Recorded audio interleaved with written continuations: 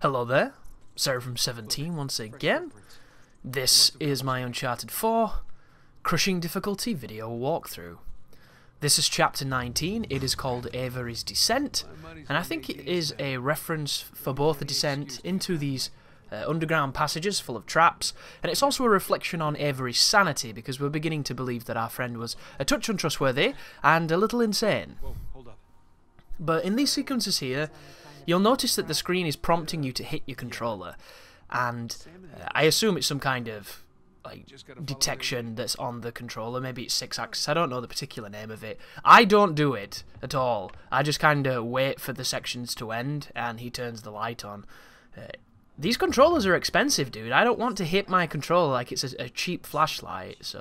And even then, proper flashlights are quite expensive pieces of kit, and they're very difficult to break. And I don't have a lot of success with controllers, so shame on you, Naughty Dog, for insinuating that I have to bang a controller that costs 50 quid to replace.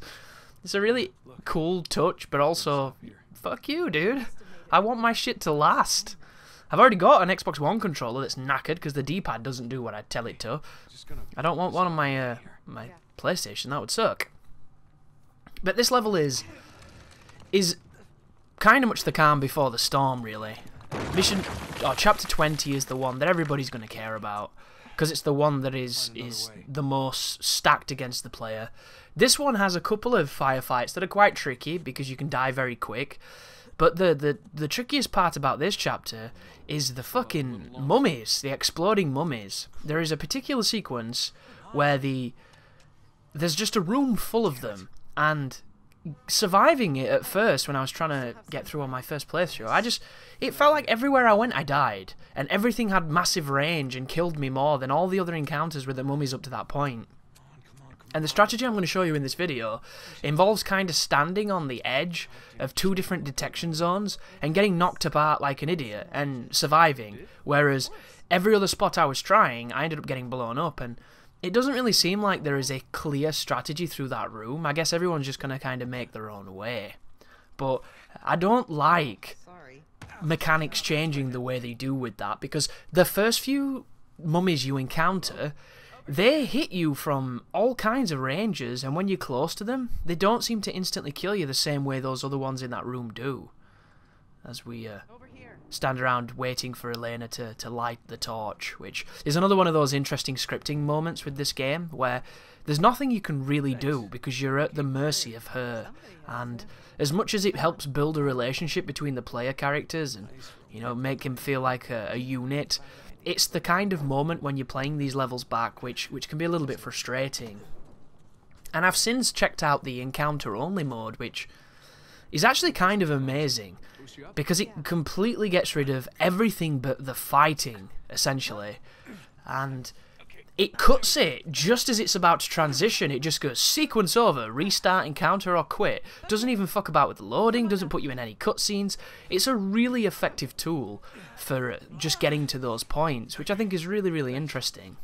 And if it was any other game, I would definitely be up for it, because it lets you pick which sequences you want. And I used it the other day to show my girlfriend at a certain point, and you can pick any of the firefights in the level rather than having to play the full level. And I know it sounds like something very small, and many games have done this before where they've enabled you to pick certain sequences and pick your checkpoints, but it goes a long way when other games don't do it. And because Uncharted is such a big release and it is such a massive scale game, you can kind of forgive them for not putting that kind of detail, just because of how much detail there is everywhere else. And I thought it was a fantastic touch.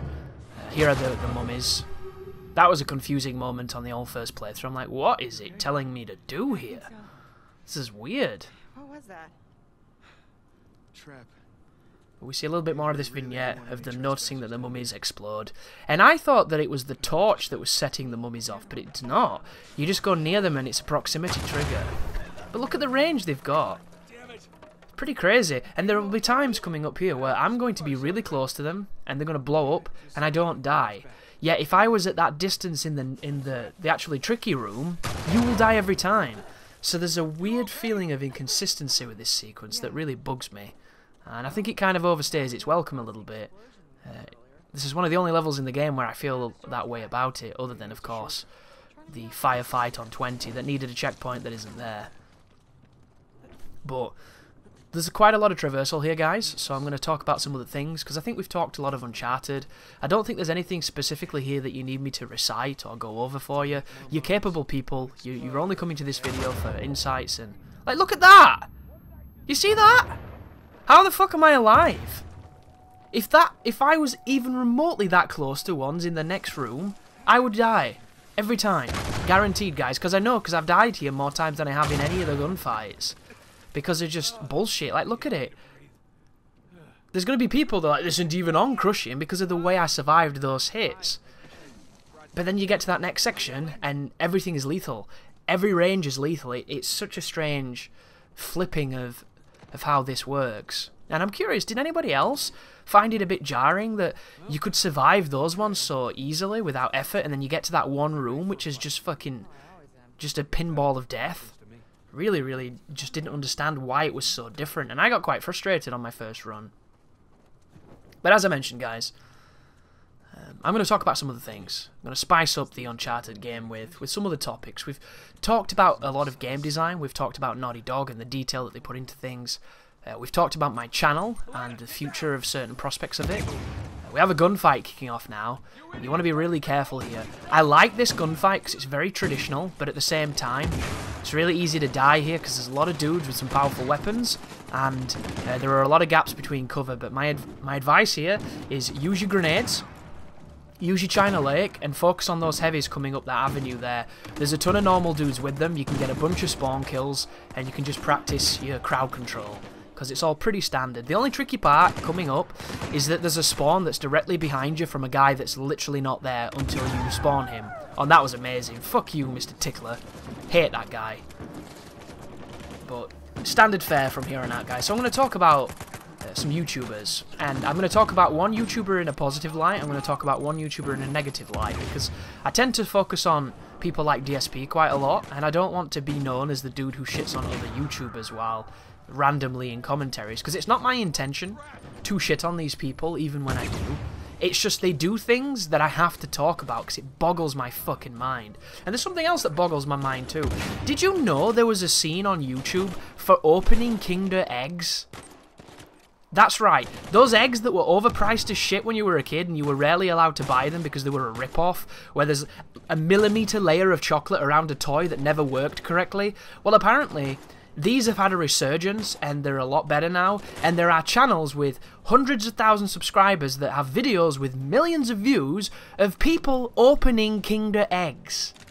What the fuck is wrong with this planet, and why does it make this the way it is? I just don't get it. And there was a comment that was beautiful, and it summed up exactly how I felt. It was like the third comment down. So this is what YouTube has become. Ellipses. And I'm just like, what the fuck?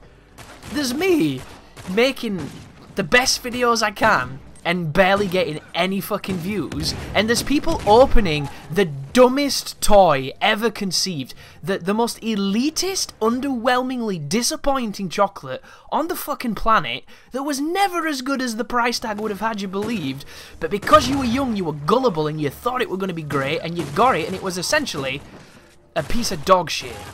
And this has a fucking market. I was flabbergasted. Here is the spawn where there's a dude behind you though, so you'll notice I spin around and take him out, and then I get a power position and I kill his buddies that are going to come for me. But how ridiculous is that? In all seriousness, is that just the most insane thing? And I understand that people like the whole opening of things and the surprise. Like, I can understand Yu-Gi-Oh! Packs or any card game you like, or stickers or something. I get that, because there's the rush of getting the new one or the shiny or whatever. But Kinder Eggs? Goodness me, there's people starving right now. There's people sewing shoes so they can walk 10 miles barefoot to fucking rivers full of parasites to bring water back for the family.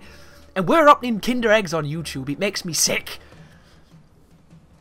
But anyhow, a good YouTuber that I want to bring some light to, as I was checking his channel out the other day, who's actually making a walkthrough for this game on Crushing using the encounter select thing, where he only does the fighting and he doesn't do any of the bullshit in between, is a guy called Hado, and I've mentioned him before. It's H-A-D-O. He does one thing that I respect the most on YouTube, and I've mentioned him before. He's a really nice guy. He Just read his bio, guys. Read his bio. This is a person who is insanely skilled at games, who does some of the most insanely difficult things, and in his bio it says, an average gamer playing games on the hardest difficulty. Anybody who can do what that guy has done and still consider themselves average is somebody I want to be associated with, because that is somebody who doesn't let any of the bullshit go to their head, and that's a genuine person, and I really like him for that. I'm still going to shit on him though, because he needs to get a better mic, and I appreciate that not everybody has money to burn on stupid things like microphones, but the one thing holding that dude back, and I wish him infinite success, is that his mic hisses, and I can't say a thing. I had a terrible mic for the longest time, but I regret it now, so I always want to try and be the voice of reason that says, you know, dude, trust me. If you get a better mic, it will make such a difference, and the people who do stumble on your videos, hopefully they'll stay. And he's a guy who does very difficult things in all kinds of games. He guides you through it. He does commentary. I'm not entirely too sure where he's from. Sorry, dude, I don't want to offend you in any way. I think he's Spanish or of that descent. He can probably speak Spanish like a badass because he just sounds like he can, and I'm sure he can. But he speaks English, he does solid commentaries, he does really, really good videos, and I wanted to mention somebody good because I'm now going to talk about DSP. So, I don't know if you were watching his stream the other day. I watch his streams intermittently now because I'm actually getting quite bored of him. He's got to the point where when he's not raging and when he's not being completely incompetent, he's just boring. Oh, by the way, this is kind of a douchey checkpoint here. You drop down in this hole and there's two heavies and this cover's destructible. You have to wait for him to get to the mummies and the mummies blow him up, but there are times when the mummies don't blow up and you die. So it's just like, flip a coin. Did you live or did you die? There you go. It's a really strange sequence and I don't much enjoy that one, but it's over now, so let's push forward. But the other day, Phil was playing Homefront: The Revolution, and he was having a terrible time. He was being terrible, and he was just kind of shitting on the game, having a rough time with it. He's just come off of Doom, which runs at 60 frames per second. He's just come off of Uncharted that doesn't run at 60 frames per second, yet he never bitched about the frame rate on this game, but that's because the frame rate on this game is very consistent and done in such a stylistic way that you don't really mind that it's not 60, and then when you play multiplayer it is, and that's when you notice, and it feels beautiful. But when I went back to Uncharted 3, oh my god, the 60 was delicious. If this game was 60, it would literally go down in history, even though it already will, but it would go down extra hard in history because it's just fucking delicious. But Homefront is a kind of a crappy game. It's a little uninspired. It's ripping off a bunch of formulas from games like Far Cry and the like, and it's a bunch of good ideas that just have become something very generic. And I knew it was. Everything I've seen about this game has kind of given me this impression, and I was very reticent to play it, so I'm not going to because I think it looks like a piece of shit. Well, of course, Phil buys it for $60 digitally, so we can't even trade it in, which is fucking stupid. And he'd seen the reviews before he bought it, guys. So this dude martyred himself willingly, even though he's begging every day on his live streams, telling us that he doesn't have any fucking money, and that we should all give him $1 for his tepid commentary and his unedited trash videos. By the way, this is the Room of Doom. You notice how I stood in this alcove and kind of got knocked about but didn't die? That's the best way I've been able to figure out to do that room. I really don't like this sequence. I think it's crappy. For some reason, these mummies have got twice the damage and twice the range as every other mummy in the game. But it's pretty simple stuff, so knock yourself out. Follow what I did, repeat it ad nauseum, and you will be fine. But he's playing this game, and he's shitting all over it. And I knew he was going to quit, because you can always tell with Phil when he's going to quit, because he's a quitter. That's what he does. He's got all this precious time that he says he doesn't have to spend doing other things, which is, you know, never editing or never eradicating things that makes his life easier, a la, instead of streaming him and recording himself grinding and doing bullshit sundries that nobody should watch and should be removed, which is what good video makers do, he forces his fans to watch it. And his excuse is he doesn't have time to play games at night now because he has a full-time girlfriend and an adult house, as opposed to a fucking Wendy house and a part-time dog. Like, what is this bullshit? The way he speaks is wonderful because he uses this language that doesn't even exist. It's like children's language of his own brain, and he's convinced himself it's got some kind of value. This is a puzzle, by the way, so just follow where I'm stepping and you'll be fine. But he uses this language Like, it's so difficult to spend 2 hours getting back to a part in Bloodborne so that he can play the DLC that he could have easily done using walkthroughs or just playing and knocked it out effortlessly, but instead he streamed New Game Plus and then got to Ludwig, and Ludwig destroyed him for 3 hours because he's not very good at that game and he doesn't have the fortitude to learn how to get better. So instead he bangs his head against it, he bitches and he quits and he says it's not for him. And then he goes on stream later on, completely forgetting how much he bitched at and got completely pussified by Ludwig, and says he did everything in Bloodborne. Everything in Bloodborne. Like, no you didn't, dickhead. You really didn't. And I wanted you to because I had a tough time with Ludwig as well. But I beat him, and you didn't. What's your fucking excuse? Oh, it's not for me. And then he goes and reviews it and says Ary's a massive Souls fan. Fuck off. It's so stupid. This is great, by the way. I love how she holds his shoulder when they're in the net. Because there's no real room for them, but I just think it's an unusually tender moment in a silly set piece like this as we swing back and forth and try not to die. But this Phil tangent's not going to end on this video, guys, and I apologise because I haven't really got to say what I wanted to say and the video's almost over. Trust me, to have something worth saying when I'm not on a 40-minute long commentary. The irony is ripe. So I'm just going to kind of end it there and maybe pick it up later. But the moral of the story is, please check out Hado. He's a great YouTuber. He's got a lot of potential. He just needs to up his quality a little bit. And I think he'll stand a great chance of hopefully becoming way bigger than me. Because we all know no bugger watches my stuff. So we just enjoy the people we have, which is the best people on YouTube. Even if it is 1,000 strong. Even though it says I've got like 26k subs or whatever. 25,000 ghosts and 1,000 awesome dudes and dudesses. But moral, once again, watch Hado, don't watch DSP. Good luck with Uncharted. The next video is the one you came to see. Thank you very much for watching, and you take care now.